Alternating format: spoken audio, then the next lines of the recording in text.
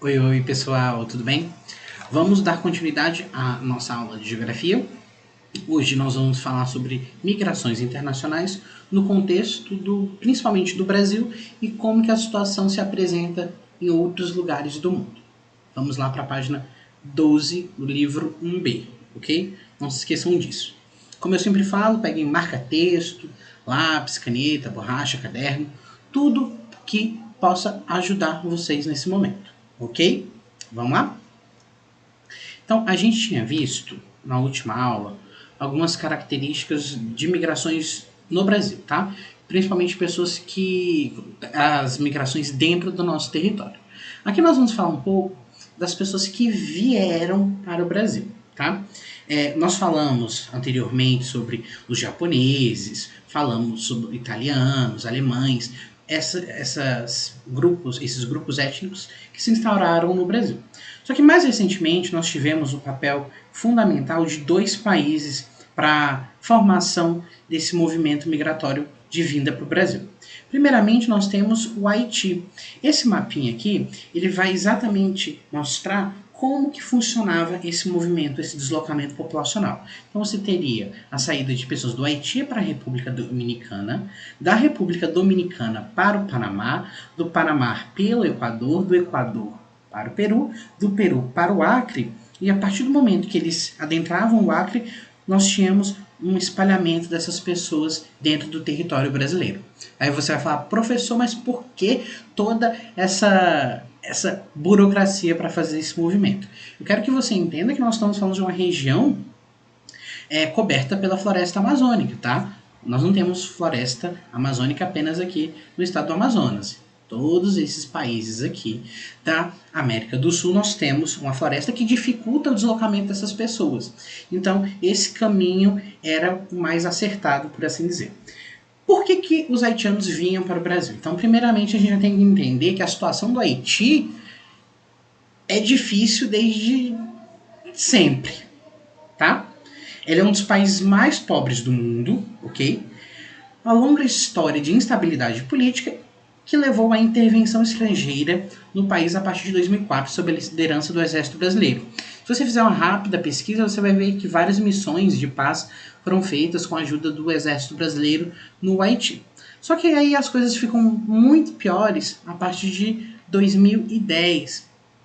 Nós tivemos aí na região do Haiti um terremoto que vitimizou grande parte da população, destruiu a maioria da infraestrutura. Desde então, isso já faz 10 anos, o país ele não conseguiu se estabilizar economicamente de novo.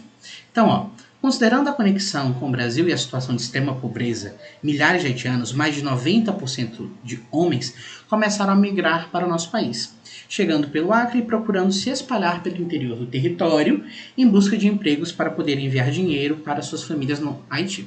Então eu quero fazer aquele raciocínio, aquele pensamento que a gente sempre faz em sala, que nós temos muitas reclamações a respeito do Brasil.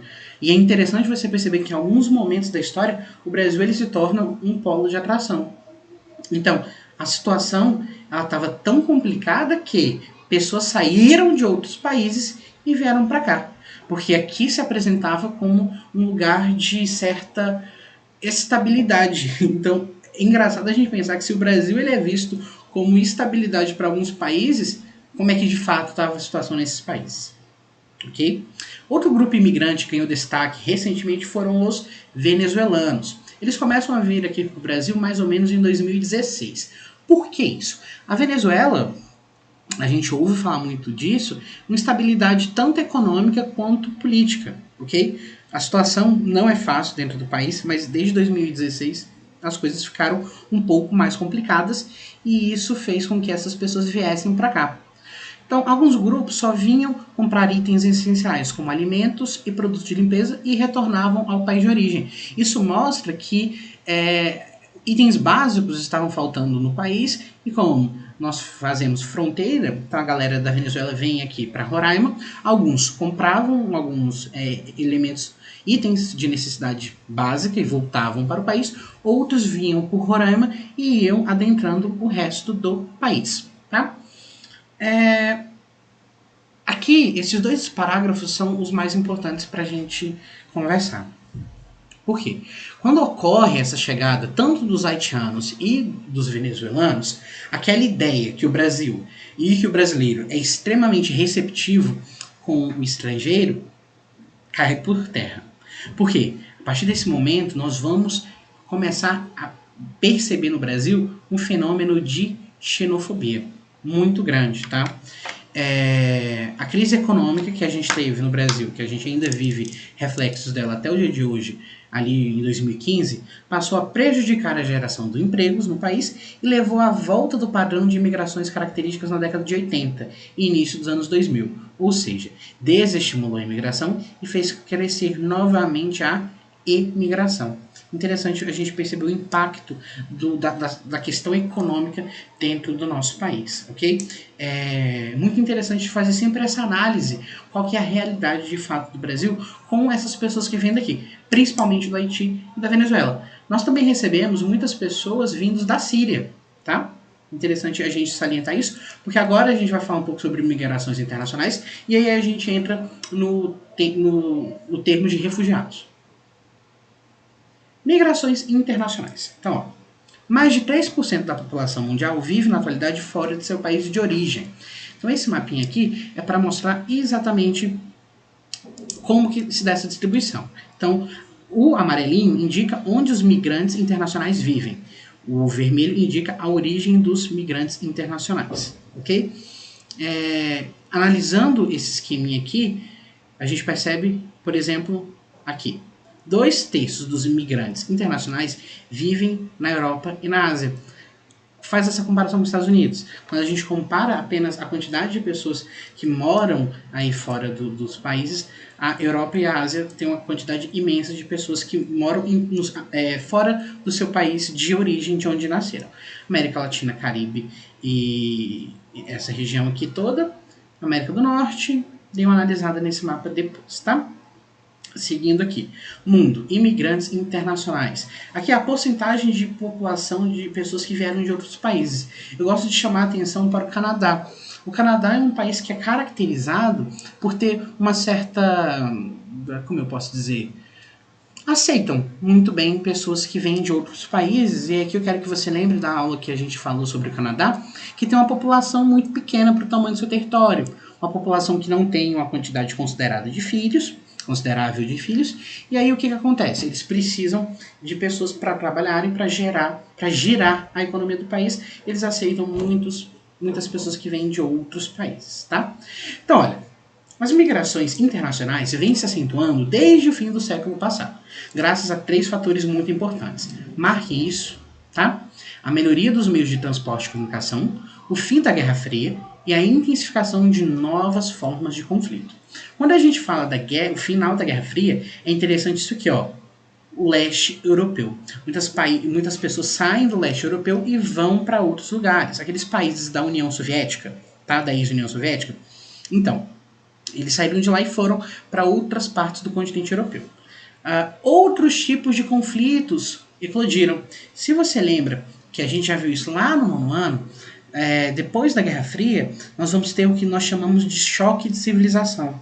Você lembra que era exatamente aquela ideia de que as civilizações com características diferentes, culturas diferentes, elas entravam em choque e aí nós íamos ter o quê? Conflitos. Tá? Esses conflitos, eles vão gerar problemas, refugiados, pobreza dentro do continente africano, pobreza em países do leste europeu, pobreza em vários lugares do mundo, causadas por esses conflitos por uma questão simples, relativamente, né? A incapacidade de respeitar principalmente a característica religiosa do outro. Então, olha, desta forma, se a globalização levou ao aumento da possibilidades de imigração, a emergência dos novos conflitos tornou-as deslocamento forçados. Segundo a UNCNUR, Agência das Nações Unidas para Refugiados, havia em 2018 68,5 milhões de pessoas deslocadas de maneira forçada. Deste total, 40 milhões foram deslocamentos internos, ou seja, dentro de dos seus próprios países, mesmo que não mais nos locais ou regiões de origem. Do restante, 25,4 milhões eram refugiados e 3,1 estavam em busca de reconhecimento nessa situação. Que é muito importante a gente entender que a pessoa que é refugiada, ela não saiu do seu lugar porque ela quis. Ela pode ser perseguida religiosamente, perseguida politicamente, ela está fugindo de uma guerra, de um conflito muito grande. Se vocês lembram daquele link que eu coloquei em uma aula passada, mostrando a Paula Carosella cozinhando com uma refugiada da Síria.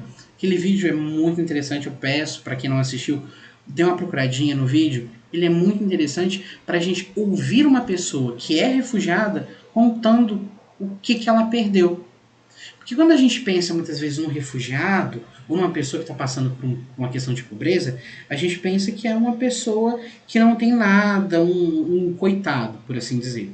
Só que analisando aquela entrevista que a Paula Carosella faz, a moça, a mulher que fugiu do país junto com o esposo, os dois eram farmacêuticos, tinham suas farmácias, tinham uma vida financeira estabilizada. E aí você pensar o que faz uma pessoa com tudo isso, fugir do seu país para vir, no caso, ao Brasil, correndo risco de sofrer xenofobia, correndo risco de sofrer vários tipos de preconceito. Para ela fazer isso, para ela abandonar o seu lugar de origem, é porque a coisa deve ter sido muito séria. Ok? Esse mapinha aqui mostra as principais concentrações de refugiados.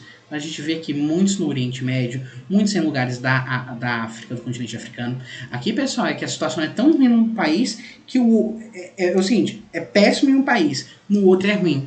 E aí a pessoa vai para lá, tá? Europa também recebendo grande quantidade de refugiados. Então, analisando aqui, ouvindo isso aqui, olha, a situação dos refugiados costuma ser bastante problemática, envolvendo fragilidade econômica, física e psicológica.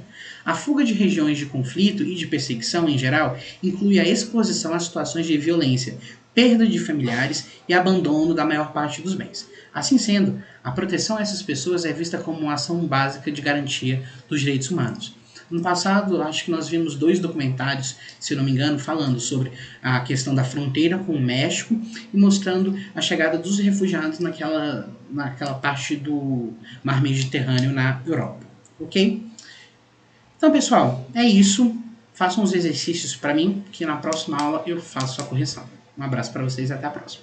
Tchau, tchau.